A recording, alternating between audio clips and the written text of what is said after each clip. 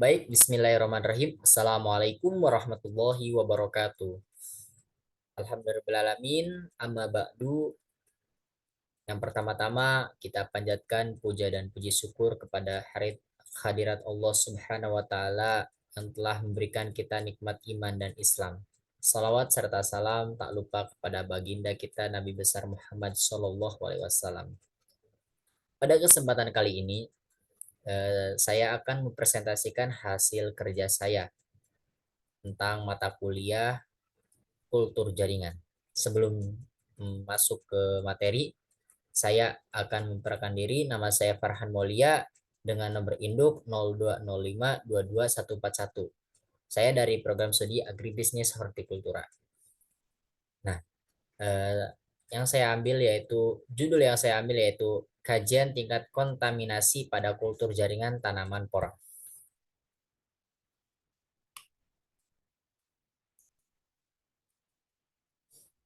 Nah, di sini ada pendahuluan.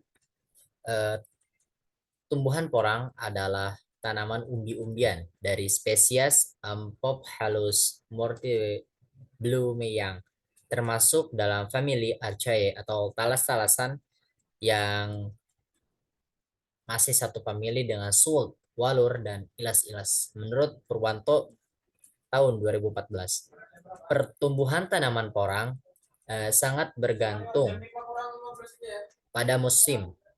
Tanaman porang akan tumbuh tunas pada awal musim pada saat menjelang akhir musim hujan. Tanaman porang akan mengalami masa dormansi sehingga periode tumbuhnya hanya hingga 4 bulan per tahunnya. Menurut Hidayat Ramdan Dewanti dan Hartojo tahun 2013. Oleh karena itu, diperlukan adanya teknik yang dapat menyediakan bibit secara massal dalam waktu yang relatif singkat. Kultur jaringan. Nah, di sini kultur jaringan dilatar belakangi dengan kultur jaringan. Kultur jaringan adalah suatu teknik untuk memilih galur tanaman dan menghasilkan individu yang baru yang bebas dari hama dan penyakit dengan jumlah yang banyak dengan waktu yang singkat. Perlu kita ketahui ya, di dalam kultur jaringan ini eh, tidaklah mudah dalam prosesnya itu. Perlu mempunyai biaya yang modal yang cukup besar dikarenakan ada komponen-komponen atau bahan-bahan dan alat-alat yang cukup apa namanya mahal ya dalam proses eh, budidaya di dalam kultur in vitro seperti itu. Lanjut. Nah, di sini lanjut ke metode penelitian. Metode penelitian pada penelitian ini adalah penelitian kualitatif, maaf, kualitatif, percobaan laboratorium dan menggunakan pendekatan riset empirik. Perlakuan yang digunakan dalam percobaan adalah penggunaan asal implan, yaitu yang pertama tunas asal katak, dua tunas utama umbi, yang ketiga tunas kulit daging umbi. Lanjut. Nah, di sini masuk ke tahapan dalam proses apa namanya itu kultur in vitro. Pertama, yang pertama harus disiapkan yaitu persiapan. Dalam persiapan, para peneliti ini mulai mengumpulkan pustaka sebagai dasar teori yang berkaitan dengan pembahasan penelitian yaitu mengenai pembibitan tumbuhan porang dengan kultur jaringan. Nah, sebelum apa langsung ke pelak pelaksanaan atau pengunjungan survei langsung kita harus mempersiapkan dulu bagaimana sih apa namanya itu mencari referensi bagaimana caranya apa memperbanyak kultur in vitro tanaman porang ini. Terus juga kita mencari di berbagai artikel bagaimana caranya bagaimana pertumbuhan eh, porang tersebut, syaratnya, daya daya tahan tumbuhnya bagaimana. Kita harus mempelajari dulu dari eh, referensi-referensi yang ada di website-website yang ada di apa namanya itu media sosial atau jurnal-jurnal atau tesis dan atau dari namanya itu apa namanya itu ya seperti itulah dari jurnal-jurnal yang tertera di internet. Eh, Lanjut yang kedua yaitu tahap pelaksanaan.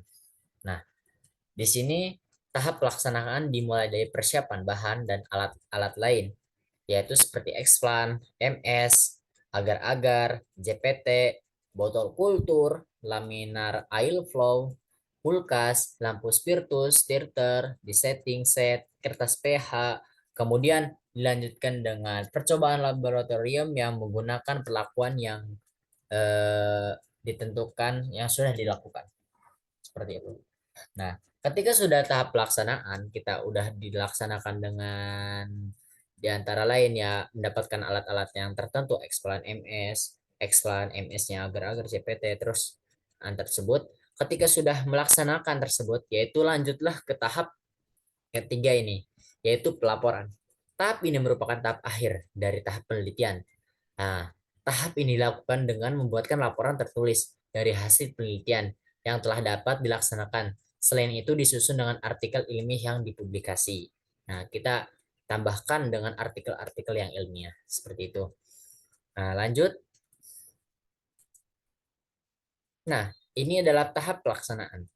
Nah, di sini apa namanya itu dimasuk ke tahap pelaksanaan yang tadi tahap-tahapan yang sudah dijelaskan tadi ini yaitu tahap penjelasan dan dokumentasi. Nah, ketika tahapan pelaksana yang pertama, yaitu kita harus sebelum dari itu ya, ada tahapan lagi yang paling penting yaitu sterilisasi alat. Nah, sebelum ke pembuatan media itu. Nah, di sini tidak dijelaskan karena saya mengambilkan referensi dari jurnal yang tidak dijelaskan tentang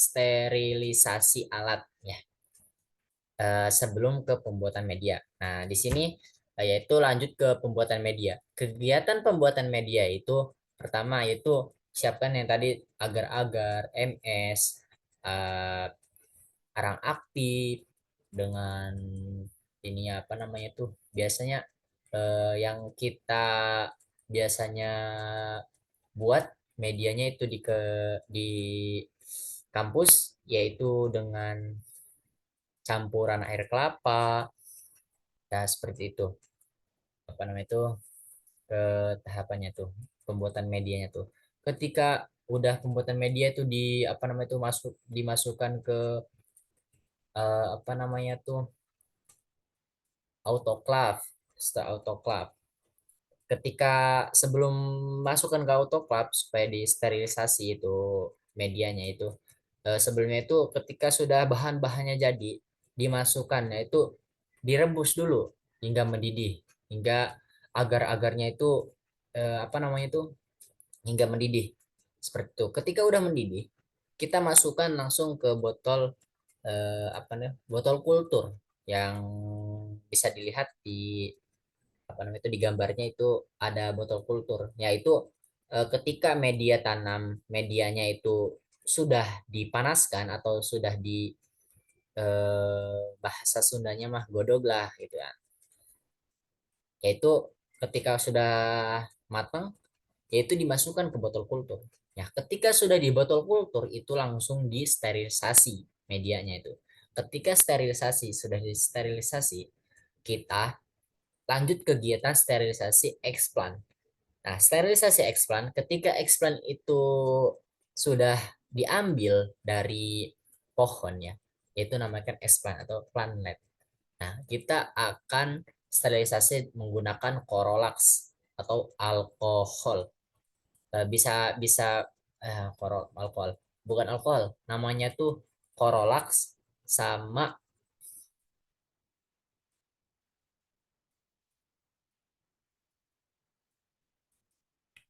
Corolax. Spir, Spiritus, Corolax, apalagi. Nah, lanjut yaitu kegiatan pemotongan media. Pemotongan media. Pemotongan media. Nah, kepada pemotongan media itu media tanam ya. Dari eksplan itu pemotongan, maaf ini tipe ya, pemotongan eksplan. Pemotongan eksplan ketika sudah eksplan disterilisasi, kita menggunakan pemotongan eksplan. Nah, setelah pemotongan eksplan yaitu eh, lanjut ke penanaman eksplan di media tanam. Ya, seperti itu. Nah, lanjut ke hasil pembahasan. Hasil dan pembahasan. Dari hasil pengamatan katak dan umbi yang sebelum disterilisasi dengan tiga macam perlakuan sterilisasi. Secara umum hasil dapat pengamatan menunjukkan bahwa sterilisasi tanpa fungisida menghasilkan kontaminasi benih yang tinggi. Sedangkan dengan menggunakan fungisida, sabun cuci piring atau sunlight dan Clorox sepertiga 10%, 30% dan 5% mendapatkan kontaminasi. Yang dimaksud Clorox sepertiga 10%, 30%, 5% di sini adalah perendaman dalam Clorox 50% selama 10 menit. Kemudian dilanjutkan perendaman kembali dalam Clorox 30% sehingga 10 menit selama 10 menit pula. Dan selanjutnya perendaman kembali dalam Clorox 10% selama 10 menit. Adanya kontaminasi akan menjadi pemicu browning dan kematian pada expand atau plantlet menurut Hidayat tahun 2008. Kontaminasi adalah suatu keadaan di mana kontaminan yang berupa jamur, bakteri, atau virus tumbuh di expand atau pada media tanam. Sedangkan pencoklatan atau browning adalah keadaan bergantinya warna expand menjadi coklat, brown atau kehitam karena sel yang mengalami penurunan atau rusak. Nah, lanjut. Nah, di sini bisa kita lihat terdapat gambar 1, 2, dan 3.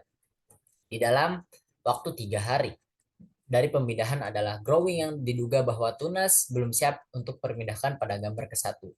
Sedangkan sebagian eksplan umbi atau menggunakan fungisida tumbuh tunas setelah penanaman selama 5 hari. Namun disertai muncullah jamur. Nah, inilah yang sebabkan biasanya itu yang gagal di dalam kultur jaringan itu munculnya jamur pada gambar ketiga ya. Bisa kita lihat. Nah, percobaan tunas katak yang didapat dari lahan secara langsung juga mengalami kontaminasi jamur lebih cepat pada waktu 2 hari setelah tanam. Ya, pembentukan kaulus yang rendah antara lain disebabkan oleh pencoklatan dan kontaminasi yang tinggi. Tiga, terutama kontaminasi jamur selama penanaman dan kontaminasi bakteri endogen selama tahap setelah tanam.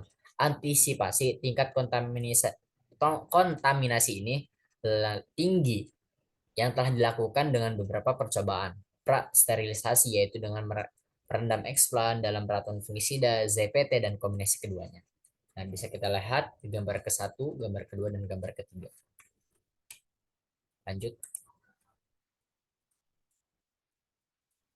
Hasil percobaan penggunaan tiga macam asal tunas dan tiga media menunjukkan bahwa sterilisasi eksplan pada fungisida dan menggunakan media MS air kelapa, MS tanpa air kelapa dan kentang dilihat dari eksplan yang ditanam pada ketiga media terlihat bahwa eksplan yang ditanam pada media kentang sehingga bagus daripada kedua media lainnya walaupun masih mengalami kontaminasi ya, tetapi kontaminasi yang lebih lambat dibandingkan keduanya media lainnya.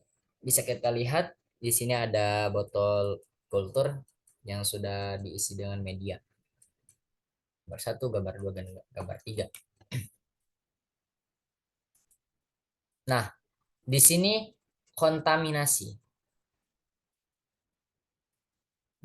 Karakter makrokopis jamur kontaminan pada kultur jaringan sebagian besar berasal dari kelas Zygomycetes memiliki warna koloni putih, abu-abu, hijau, dan dengan arah pertumbuhan menyebar dan permukaan kasar. Menurut Abdullah tahun 2020, eksplan yang diinokulasi dengan fungisida Merek Navito masih menunjukkan tingkat kontaminasi berupa bakteri yang didahului dengan munculnya gelembung atau berbusa dalam jangka waktu sekitar 2 hari setelah tanam. Selain itu, eksplan yang diinokulasi dengan fungisida antrakol juga mengalami kontaminasi bakterinya. Hal ini ditandai dengan munculnya koloni bakteri berwarna kuning kecoklatan. Eksplan lembab dan berlendir karena bakteri langsung menyerang jaringan tanaman. Kontaminasi bakteri. Eksplan menunjukkan lendir kuning. Sebagian menempel pada media berbentuk massa lembab. Sterilisasi mempengaruhi tingkat kontaminasi. Konsentrasi yang secara langsung mempengaruhi pencoklatan eksplan. Nah, di sini ada gambar yang sudah terkontaminasi. Yang gambar satu, gambar dua. Nah, agak sedikit coklat-coklatan itu termasuk berlendir-lendir itu udah terkontaminasi jamur ya. Bisa kita lihat ya. Gambar kedua itu tuh. Dan gambar ketiga juga tuh udah ada kecoklat-coklatan dan warna medianya itu udah coklat lah. Bisa kita lihat ya. Di gambar yang ketiga itu sudah terkontaminasi dengan jamur. Nah, adapun kesimpulan dari presentasi saya dalam pembahasan eh, kontaminasi tanaman perang ini, jamur tanaman perang ini, yaitu sterilisasi tanpa menggunakan fungisida menghasilkan kontaminasi yang tinggi, ya. Sedangkan dengan menggunakan fungisida, sabun cuci piring, Sunlight atau Clorox yang bertingkat 10, 30 dan 50 dapat menekan kontaminasi. Nah, hasil percobaan penggunaan 3 macam asal tunas dan 3 media menunjukkan bahwa sterilisasi eksplan dengan fungisida dan menggunakan MS air kelapa, MS tanpa air kelapa dan kentang dilihat dari eksplan yang ditanam pada ketiga percobaan yang media tanam kentang dan fungisida merek Dintan menunjukkan tingkat kontaminasi berupa jamur dengan warna kehijau dan jangka waktu sekitar 5 hari setelah tanam. Percobaan menggunakan media kentang dengan menggunakan fungisida merek Napito menunjukkan tingkat kontaminasi berupa sekitar 2 hari setelah tanam. Sedangkan percobaan menggunakan fungisida merek Antrakol juga menunjukkan kontaminasi bakteri yang ditandai dengan munculnya koloni bakteri berwarna kuning kecoklatan. Seperti itu. Nah, thank you. Terima kasih kepada semuanya. Mungkin eh, itu saja hasil presentasi dari saya. Terima kasih atas perhatiannya. Mungkin di sini bisa dilihat referensinya yang saya ambil dari berbagai jurnal dan berbagai apa namanya itu informasi dari artikel-artikel dari internet. Terima kasih atas perhatiannya. Mudah-mudahan bermanfaat. Wabillahi taufiq wal hidayah. Wassalamualaikum warahmatullahi wabarakatuh.